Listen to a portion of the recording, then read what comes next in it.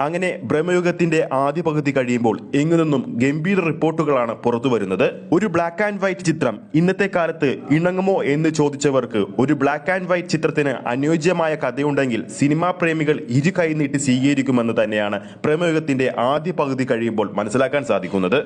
ചിത്രത്തിൽ കഥാപാത്രങ്ങളുടെ എണ്ണം കുറവാണെങ്കിൽ പോലും ഒരു തരത്തിലും ബോറടിപ്പിക്കാത്ത അല്ലെങ്കിൽ ത്രില്ലിംഗ് അനുഭൂതി നൽകുന്ന ആദ്യ പകുതിയാണ് കടന്നു പോകുന്നത്. മമ്മൂക്കയുടെ ഗംഭീര പ്രകടനം ഓരോ കഥാപാത്രങ്ങൾ കഴിയും തോറും അതിൻ്റെതായ മാനസം നൽകി കഥാപാത്രങ്ങളെ വിസ്മയിപ്പിക്കുകയാണ് അദ്ദേഹം. ആദ്യ പകുതിയിൽ കൂടുതലും കടന്നു പോകുന്നത് അർജുൻ അശോകനിലൂടെയും സിദ്ധാർത്ഥ് ഭരതിലൂടെയും കൂടിയാണ്. മമ്മൂക്ക പറഞ്ഞതുപോലെ തന്നെ ശൂന്യമായ മനസ്സോടു കൂടി തന്നെ ഈ ഒരു ചിത്രം കാണാൻ ശ്രമിക്കുക. കാരണം ഇതൊരു ഇരുണ്ട കാലഘട്ടത്തിലേക്ക് നമ്മളെ കൊണ്ടുപോകുന്ന ചിത്രമാണ്. രാഹുൽ സദാശിവൻ എന്ന സംവിധായകൻ ഭൂതകാലത്തിന് ശേഷം ബ്രഹ്മയുഗത്തിലൂടെ വീണ്ടും കഴിവ് തെളിയിക്കുന്ന കാഴ്ചയാണ് കാണാൻ സാധിക്കുന്നത്. ഇതിനു മുമ്പ് വന്ന ചിത്രത്തിന്റെ ക്വാളിറ്റിയുള്ള ഓരോ പോസ്റ്റർ പോലെ തന്നെ ആ ഒരു മികവ്, ആ ഒരു ക്വാളിറ്റി ചിത്രത്തിന്റെ മേക്കിങ്ങിലും കാണാൻ സാധിക്കുന്നുണ്ട്. ചിത്രത്തിന്റെ ഓരോ നിർണായക സന്ദർഭങ്ങളിലുമുള്ള ബിജിഎമ്മും വേറെ ലെവൽ തന്നെ. എന്തായാലും മികച്ചൊരു ആദ്യ പകുതിയാണ് ബ്രഹ്മയുഗം നമ്മൾക്ക് സമ്മാനിക്കുന്നത്. ഇനി നമുക്ക് രണ്ടാം പകുതി ഏത് തരത്തിലാണ് പോകുന്നത് എന്ന് നമുക്ക് നോക്കാം. ആദ്യ പകുതിയേക്കാൾ കുറവാണ് രണ്ടാം പകുതി എന്നാണ് അറിയാൻ സാധിച്ചത്. രണ്ടാം പകുതി കൂടി ഈ ലെവലിൽ മികച്ചതാക്കാൻ സാധിച്ചാൽ ഫെബ്രുവരി മാസത്തിലെ മലയാളത്തിൽ നിന്നുള്ള മറ്റൊരു വിജയമായി മാറാൻ സാധ്യതയുള്ള ചിത്രമായി ബ്രഹ്മയുഗം മാറുമെന്ന് തീർച്ചയാണ്. അപ്പോൾ വീഡിയോ കാണുന്ന നിങ്ങളിൽ ആരൊക്കെയാണ് ബ്രഹ്മയുഗം എന്ന സിനിമ കാണുന്നുണ്ടെന്ന് താഴെ കമന്റ് ചെയ്യുക. നിങ്ങളുടെ ആദ്യ പകുതിയിലെ അഭിപ്രായം കൂടി താഴെ കമന്റ് ചെയ്യാൻ മറക്കരുത്. ഈ ഒരു വീഡിയോ നിങ്ങൾക്ക് ഇഷ്ടപ്പെട്ടിട്ടുണ്ടെങ്കിൽ വീഡിയോ ലൈക്ക് ചെയ്യാനും ചാനൽ സബ്സ്ക്രൈബ് ചെയ്യുന്ന കാര്യം ഓർമ്മിപ്പിക്കുകയാണ്. ഫേസ്ബുക്ക് പേജിലൂടെയാണ് ഈ ഒരു വീഡിയോ കാണുന്നതെങ്കിൽ ഫേസ്ബുക്ക് പേജ് ഫോളോ ചെയ്യുക.